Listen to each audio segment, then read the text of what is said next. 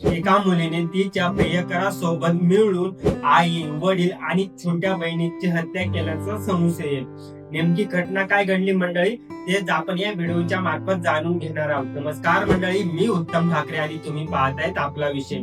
मंडळी, ही घटना कर्नाटकच्या बेंगळुरू मध्ये घडली. बेंगळुरू मधील KR पुरम परिसरामध्ये हा धक्कादायक घटना घडली. एका अपार्टमेंट मध्ये आई, वडील आणि 19 वर्षाची एक मुलगी रक्ताच्या थारोळ्यात पडलेली होती. मृतांची ओळख सोमा सुधर, मधुलक्ष्मी आणि सुप्रिया अशी झाली. पोलिसांच्या प्राथमिक तपासानुसार त्यांची मोठी मुलगी श्वेता ही 2 महिन्यांपासून आपल्या प्रियकरासोबत लव्ह इन रिलेशनशिप मध्ये राहत होती. कुटुंबाचा अर्थात आई वडिलांचा या नात्याला विरोध होता. घटनेच्या दिवशी आई वडील आणि त्यांची लहान मुलगी हे श्वेताच्या फ्लॅटवर गेले होते. त्यांच्यात जोरदार वाद सुरू झाला आणि चाकूने त्यांच्यावरती वार करण्यात आले असं संशय आहे. हल्ल्यानंतर श्वेता आणि तिचा बॉयफ्रेंड हे घटनास्थळावरून फरार झाले. पोलिसांनी मृतदेह पोस्टमॉर्टम साठी पाठवण्यात आले आहेत. फॉरेन्सिक तपास चालू आहे.